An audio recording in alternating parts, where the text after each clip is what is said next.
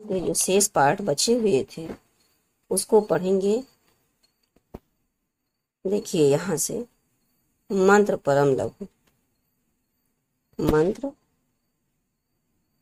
मंत्र परम लघु। थोड़ा सा पहले इसको थोड़ा सा बड़ा कर दें बच्चों। चलिए फिर प्रारंभ करते हैं। आप लोग भी अपना अपना पुस्तक खोल लीजिए और साथ में एकाग्रचित होके सुनते रहिए। मंत्र परम लघु जासु बस, विधि हरि हर सुर सर्व, महामत गजराज कहूँ बस कर अंकुश खर्व। बच्चों यहाँ पर ये जो हमने इसके पहले आपको बताया था कि माता सीता की जो माता थी वो व्याकुल थी जब श्री राम जी को धनुष तोड़ने के लिए भेजा गया था। तब वो अपने सखियों को बुलाकर उनसे कह रही थी। उसी पंक्ति में आगे फिर सखियां उन्हें समझा रही हैं कि हे रानी, मंत्र परम लघु जासु बस, विधि विधि हरि हर सर्व और महामत गजराज कहूँ बस कर अंकुश खर्व। इसमें समझा रही हैं सखियां। आगे सखियां उदाहरण देकर फिर कहती हैं कि हे रानी, जिसके बस में ब्रह्मा विष्णु महेश सभी देवता हैं, वो मंत्र भी अत्यंत छोटा ही है।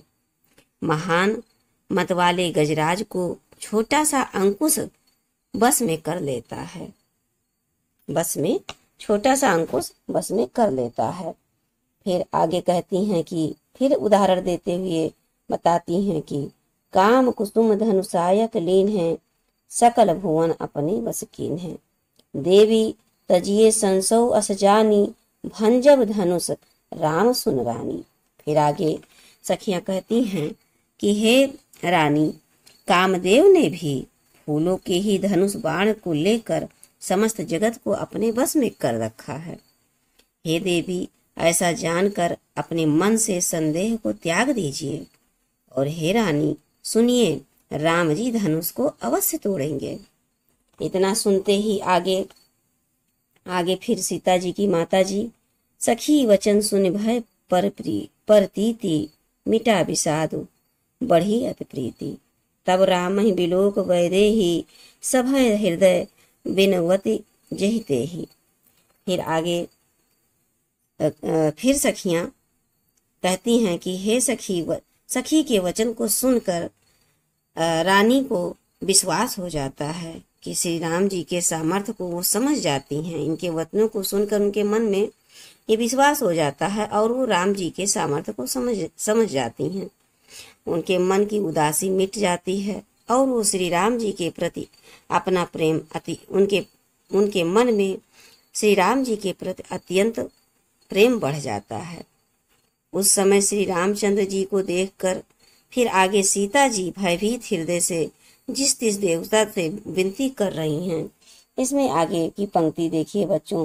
तब राम ही बिलोक वैदेही, सभय हृदय विनमत जहिते ही, मन ही मन मनाओ अकुलानी, हो प्रसन्न महेश भवानी। अब आगे सीता जी के भावों का वर्णन श्री सूरदास जी ने किया है, तुलसीदास जी ने किया है बच्चों। इसमें फिर ध्यान से सुनिए। कह रही हैं कि मन ही मन, तब राम ही बिलोक वैदेही, और तब सीता जी श्री राम जी को देखकर मन ही मन अपने इष्ट देव को मनाने लगी हैं। तब राम ही बिलोक वैदेही, सभय हृदय बिनवत जहिते ही। अपने हृदय को संभाल कर किसी तरह जिस देश विनती करने लगी हैं अपने देवताओं से, अपने इष्ट से। आगे कहती हैं कि मन ही मन मनाओ अकुलानी, हो प्रसन्न महेश भवानी। करहु सफल आपन से उकाई, कर ही तो हरहु चाप गरवाई।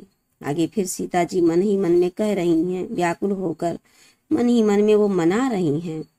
भगवान शंकर और माता पार्वती को मनाते हुए कह रही हैं कि मुझ पर प्रसन्न होइए।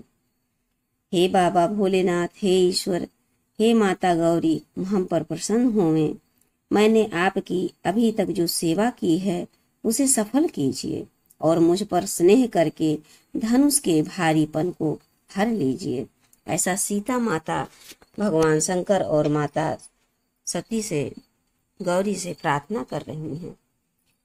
फिर आगे कहती हैं कि गणनायक, फिर आगे गणेश जी को मनाने लगी कि गणनायक वरदायक देवा, आज लगे कीन्ह्यू तू सेवा, बार बार विनती सुन मोरी, करहूं चाप गुरता अति थोरी।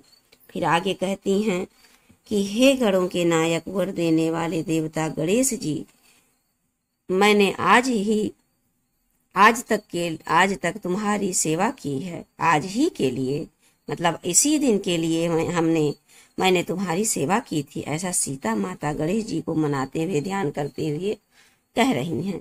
और मैं बार बार आपसे प्रार्थना कर रही हूँ, मेरी विनती सुनिए। और हे गणेश गोसाई, धनुष की चाप को बहुत कम कर दीजिए। ऐसा माता सीता श्री गणेश जी को ध्यान करते हुए कह रही हैं। आगे बच्चों, नेक्स्ट दोहा को हम लोग पढ़ते हैं। ये आगे दोहा नेक्स्ट में कह रहे हैं कि देख देख रघुवीर तन, सुर मनाव धर धीर, भले विलोचन प्रेम जल, पुलकावली शरीर। आगे इसमें फिर सीता जी के ही व्यथा का वर्णन किया गया है। श्री रघुनाथ जी की ओर देखकर माता सीता बार बार देखते हुए माता सीता जी मन में धीरज धर कर देवताओं को मना रही हैं, अपने इष्ट की प्रार्थना कर रही हैं, और उनके नेत्रों में प्रेम के आंसू भरे हुए हैं और शरीर में रोमांच हो रहा है, व्याकुल हो रही हैं। आगे फिर कहते हैं कि नीके निरख नयन भरी शोभा, पितुपनु सुमिर बहुर मन क्षोभा, हातात दारुण हठ ठानी, समझत नहीं कछु लाभ नहानी। फिर ये माता सीता अपने पिताजी के वचनों को याद करते हुए कह रही हैं कि श्री राम जी की शोभा को नयन में भर करके फिर पिता के प्रण को ध्यान करने लगती हैं। और सीता जी का मन बहुत दुखी हो जाता है। जब पिताजी के प्रण को ध्यान करती हैं तो उनका मन बड़ा दुखी हो जाता है और वह मन ही मन कहने लगती हैं कि पिताजी ने वो बड़ा ही कठिन हठ ठाना है, वह लाभ हान कुछ नहीं समझ रहे हैं और इस तरह इतना कठोर प्रण ले रखा है। आगे फिर कहती हैं सीता जी अपने मन ही मन में कह रही हैं बच्चों, सचु सभय सिख देई न कोई, बुध समाज बड़ अनुचित होई, कह धनु कुलिसहु चाहि कठोरा, कह श्यामल मृदगात किशोरा। आगे सीता जी फिर अपने मन ही मन में कह रही हैं कि सभी मंत्री भी डर रहे हैं, इसीलिए कोई उन्हें सीख अर्थात पिताजी को कोई सीख नहीं दे रहा है। विद्वानों की सभा में ये बड़ा ही अनुचित कार्य हो रहा है। कहाँ तो वज्र से भी बढ़कर कठोर वो धनुष और कहाँ ये कोमल शरीर वाले किशोर श्याम सुंदर। ऐसा मन ही मन में फिर सीता जी अपने पिताजी के बारे में सोच रही हैं, कह रही हैं।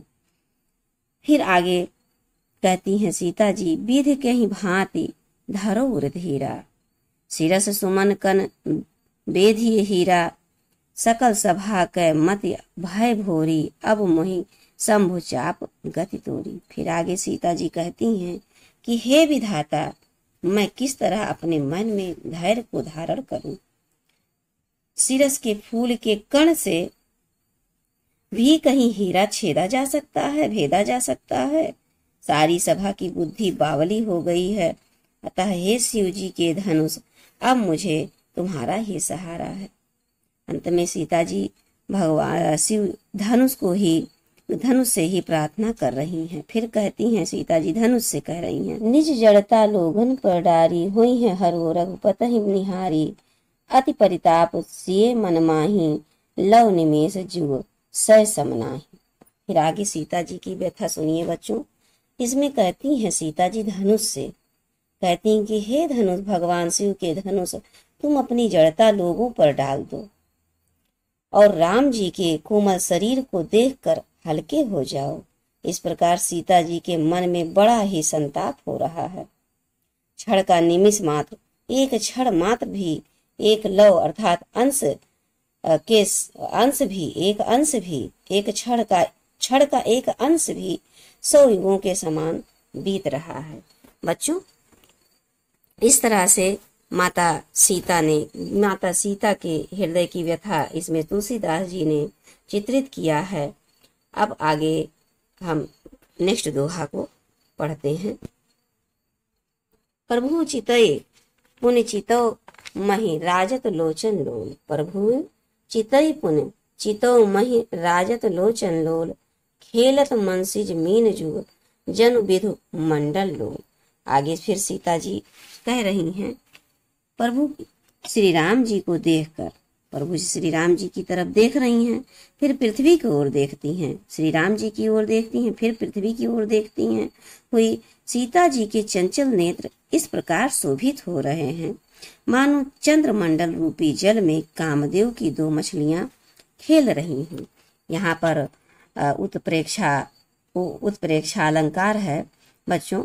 यहाँ पर ये कह रहे हैं कि सीता माता जब पहले श्री राम जी को देखती हैं, फिर धरती मही अर्थात धरती की तरफ देखती हैं, और इस प्रकार मन से जो अर्थात कामदेव की जो क्या कहते हैं चंद्र रूपी जल में कामदेव की 2 मछलियां जो है खेल रही हैं, ऐसा इसमें भाव प्रकट हो रहा है। आगे फिर पंक्ति में कह रहे हैं, नेक्स्ट पंक्ति में, कि गिरा अनिल मुख पंकज रोकी प्रगट न लाज निशा अवलोकी लोचन जल रह लोचन कोना जैसे परम कृपन कर सोना। आगे बच्चों कह रही हैं, सीता जी की ही व्यथा यहाँ पर चित्रित किया जा रहा है।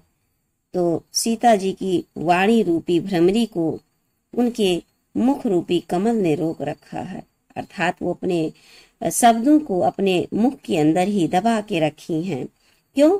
क्योंकि लाज रूपी रात्रि को देखकर वो प्रकट नहीं हो रही है, अर्थात लज्जा ने उन्हें रोक रखा है।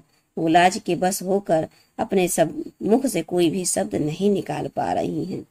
और नेत्रों का जो जल है नेत्रों के कोने में ही रह जाता है। नेत्रों का जो जल है वो नेत्रों के कोने में ही रह जाता है, जैसे परम कृपन, जैसे कि कोई बहुत कंजूस व्यक्ति का सोना उसके कोने में ही पड़ा रहता है, चाहे कितनी भी जरूरत पड़ जाए वो कभी उसको बाहर नहीं निकालता। कौन? कंजूस अपने सोने को। उसी प्रकार जैसे यहाँ पर उपमा अलंकार है बच्चों, उसी प्रकार लोचन जल रह लोचन कोना, उसी प्रकार सीता माता के आंखों में जो आंसू है वो कोने में दबा हुआ है। फिर आगे बच्चों कह रहे हैं कि तुलसीदास जी फिर आगे चित्रण कर रहे हैं माता सीता की व्याकुलता का। सकुची व्याकुलता बढ़ जानी धैर्य धीरज प्रतीत और आनी। तन मन वचन मोर पनु साचा रघुपद पद सरोज चितुराचा।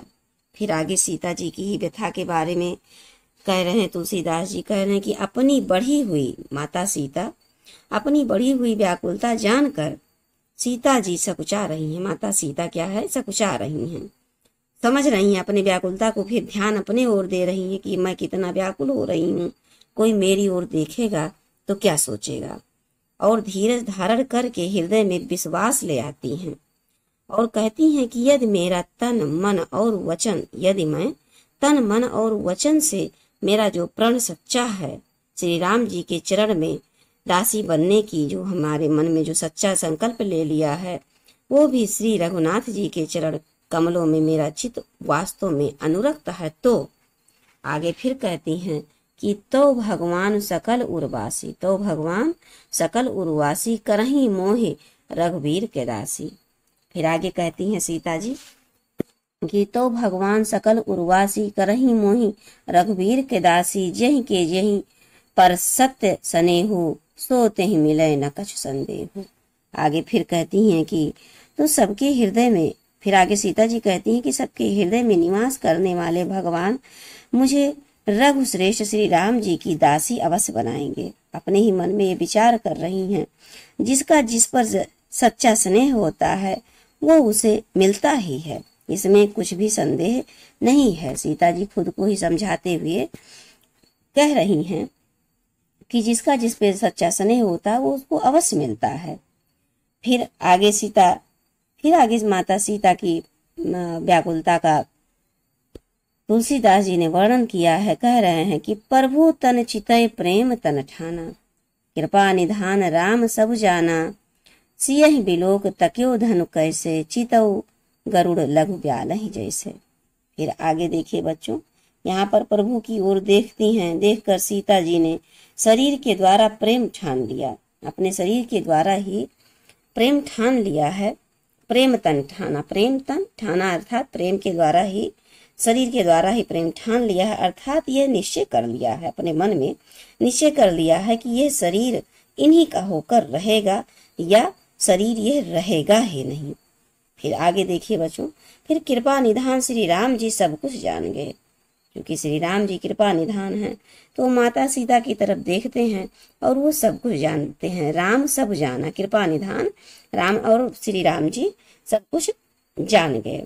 और जब सब कुछ जान गए तो सिय बिलोक तक्यो और धनु कैसे, जब तब फिर उसके बाद उन्होंने सीता जी की ओर देखा श्री राम जी ने, और फिर धनुष की ओर ऐसे देख रहे हैं जैसे मानो गरुड़ जी छोटे से सांप की ओर देख रहे हैं। जब श्री राम जी माता सीता की व्यथा को जान गए हैं, हृदय को प्रण जो उन्होंने ठान रखा है उसको समझ गए, तब वो सीता माता की ओर देखकर और धनुष की ओर इस प्रकार देख रहे हैं जैसे कि गरुड़ महाराज छोटे से सर्प को, छोटे से सांप को देखते हैं। बच्चों, मुझे पूरा विश्वास है कि आप इसको ध्यानपूर्वक सुन रहे होंगे, और यदि आप ध्यानपूर्वक सुन रहे हैं तो आपको ये बहुत अच्छे से समझ में आएगा। बच्चों, नेक्स्ट दोहा पे हम लोग चलते हैं आगे। फिर यहाँ पर बच्चों, अब हमें लगता है कि थोड़ा ज़्यादा वीडियो बड़ा हो जाएगा, इसे हम ये लखन लख्यो रघुवंश मणि ताक्यो उर हर को दंड, ताक्यो हर को दंड। तो इस यहाँ से बच्चों एक दोहा ये रह गया, एक पंक्ति और नेक्स्ट एक स्टैंजा, और फिर यहाँ पर छंद। ये हम अगली कक्षा में आपको पढ़ाएंगे। तो ये अब कक्षा यहीं पर समाप्त, क्लास यहीं पर समाप्त करते हैं बच्चों। और मुझे पूरा विश्वास है आपको ये समझ में आया होगा। आप इसको 102 बार सुन लीजिएगा।